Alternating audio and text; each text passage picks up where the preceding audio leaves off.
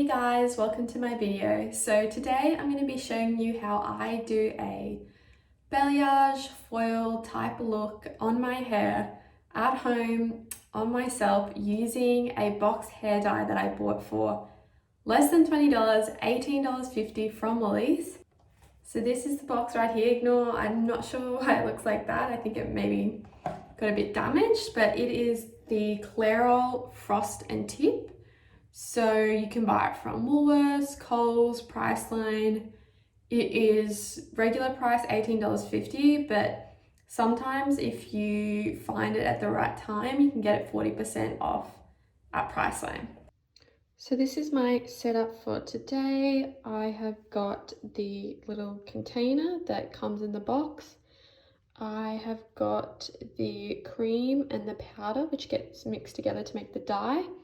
A couple hairbands, the gloves, the conditioner which I put on after I wash out the dye, the instructions to check the time, a hairbrush, the box of course, and then a couple other things that came in the box but I'm not going to be using.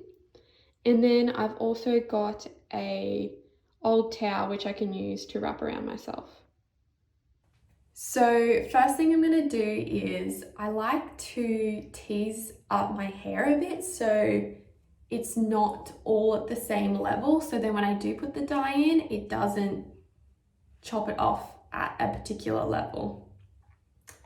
So I just got my hairbrush here and I just like to tease the hair up a bit.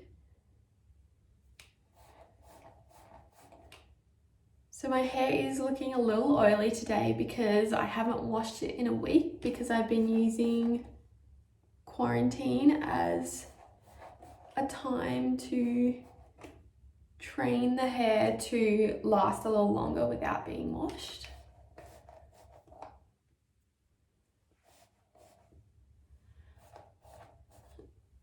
So at the moment, I'm pretty happy with how it's looking. So this here to about there is my natural hair color, and then you can see when it's blonder at the bottom. I'm pretty happy with how it's looking at the moment, but my main focus is to get a little bit more color going through the bottom bits here, just because whenever I take photos, this hair sort of seems to come back a bit. You only can see the bottom bit, which is quite dark, and I know that's I still want it to be darker than the top of the hair, but I just want to put a little bit more color through it.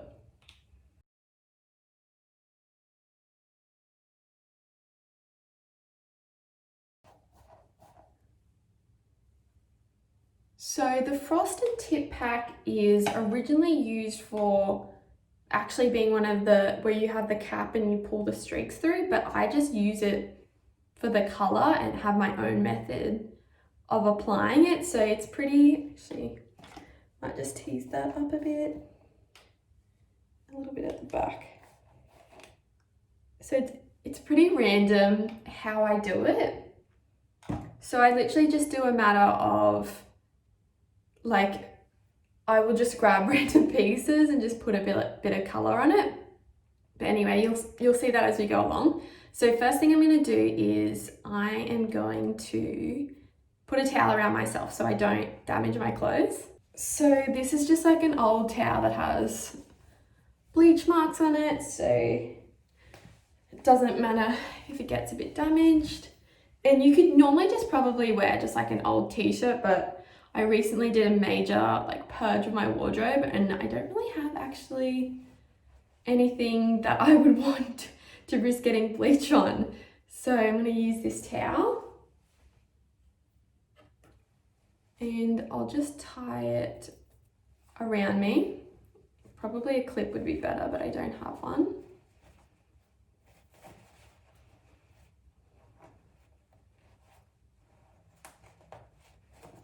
Okay, that'll work. My clothes are covered.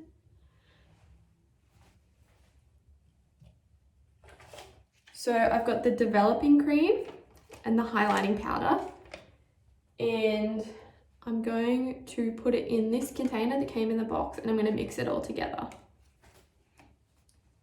Okay, so I've mixed it all together and this is what it looks like now. So because I use my hands to apply the dye, I definitely want to put on these gloves to protect them. Okay, so the key thing for me is getting some colour through here, a little bit on the outside to bring it up a bit, and then I quite like the look when the colour is a little bit higher at the front pieces. So really the look I try to achieve with this is I want to be blonder, but I also want it so when my hair grows out, it doesn't look bad. So that's why I never do it to like the top of the hair. And I also I leave darker strands at the bottom so it all sort of mixes well. And I definitely want to make sure there's not like an obvious line. Okay, so I'm going to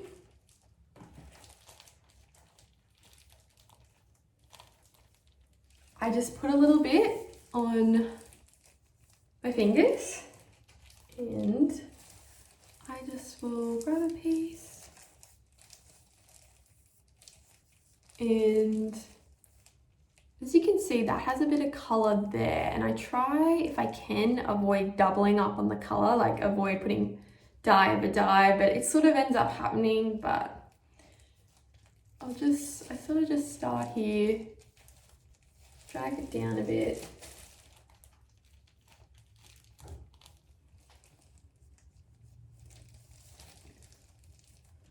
And then I drag it up like that to make it look like sort of a bit transitional.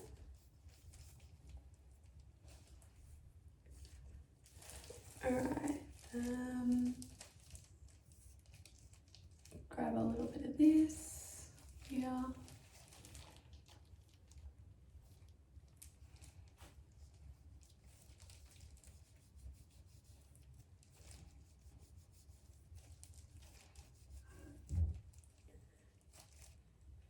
So there's no real science to this and how I do it. I literally will just look, okay, does it look like I've put the same amount of dye and the same amount of parts on this side as I did this side? And I try to just check that I get the back. It's hard to tell when you're doing it on your own, but you know, you have a go at it. And the good thing is about this, if it doesn't look amazing, you don't have to worry about, oh, well, it was at a hairdresser's and it cost me $250. This cost me less than $20, so I'm okay if it doesn't come out perfect as long as it just doesn't look terrible.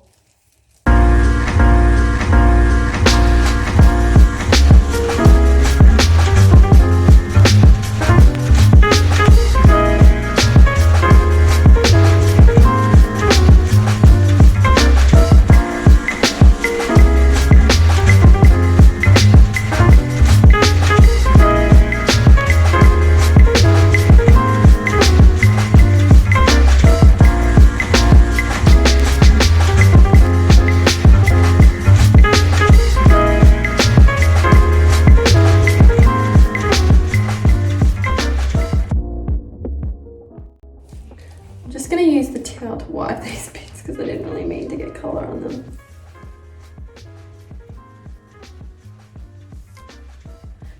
And actually, I think I might just leave one glove off to give myself, it's a little bit harder to control your movements with the gloves on, so I think I'm going to leave this, actually, I'll put the right one on because I'm right-handed and then take off the left one.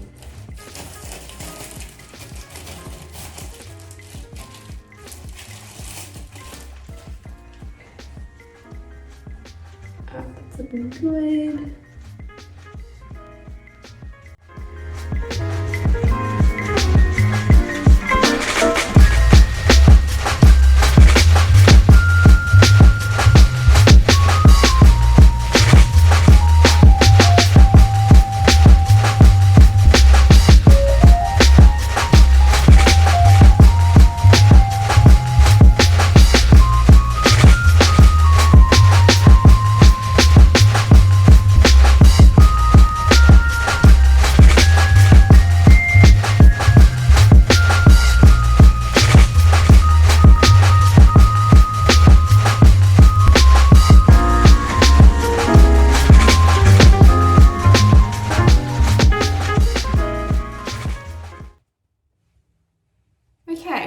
I'm happy with that at the moment.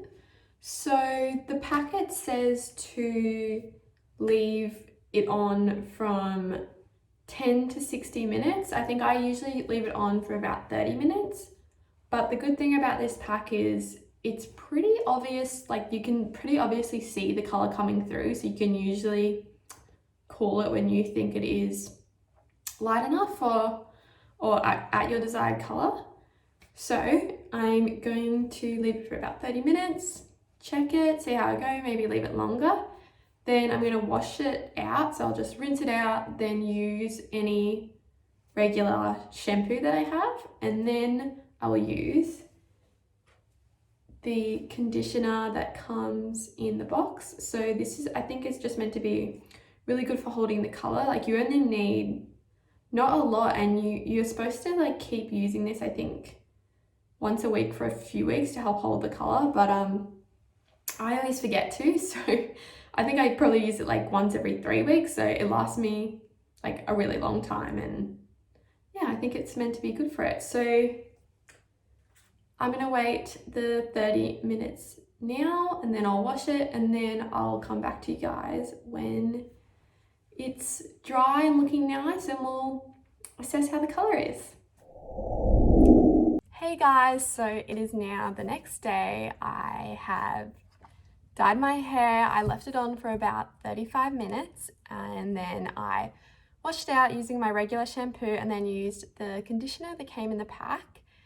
And now it's all dry, and this is how it came out, and I'm very, very happy. It is just subtly blonder, as you can see. There's no harsh lines or anything. You can see like the blondness through here and here, and I wanted it a bit blonder underneath the hair as well, which you can see. So it's not a dramatic difference, but it's subtle, which is what I wanted. So I just wanted to go over then a few questions that I thought you guys might have about me dyeing my hair. So how often do I dye my hair? Honestly, there's no real like specific time period. It's not like 2 months has passed and I've done it. It's honestly when I'm like, looks a little dark at the moment, I want to put a bit more color through it. So it's really when I feel like, and that's definitely one of the advantages of dyeing your hair from home, because literally I just always have a box on hand, and when I feel like it, I can just do it that night. I don't have to worry about booking in with the hairdressers or anything. And I actually do somewhat try to time it for when I'm going to get a haircut, just because it is like a blonde dye. I do think it's probably slightly damaging on the hair, so I try to do it like just before I'm going to get a haircut. So then like if it is a bit damaged, like anything should be like probably cut off when I get the haircut. So I am planning on getting a haircut at Just Cuts in a few days time. And then also, why do I color my hair? Well, as I said before, it's a lot more convenient than going to a hairdresser's. I don't have to worry about, you know, trying to get a time on a Saturday morning and spend 3 hours. I literally can do it at midnight on a Thursday night if that suits me. I can do it whenever I want. But primarily it's financial reasons. It's just so much cheaper. If I was to get a sort of balayage type foil look on my hair, I'm probably looking at around $200, which I'm gonna guess I would maybe get done, say, 3 times a year, which is $600. But this kit costs $18.50. So much cheaper. I probably maximum do it like 4 times a year. So that's costing me less than $100. So over $500 savings per year. And another thing as well, this might just be me, but I did used to get my hair dyed at the hairdressers up until about 2 years ago.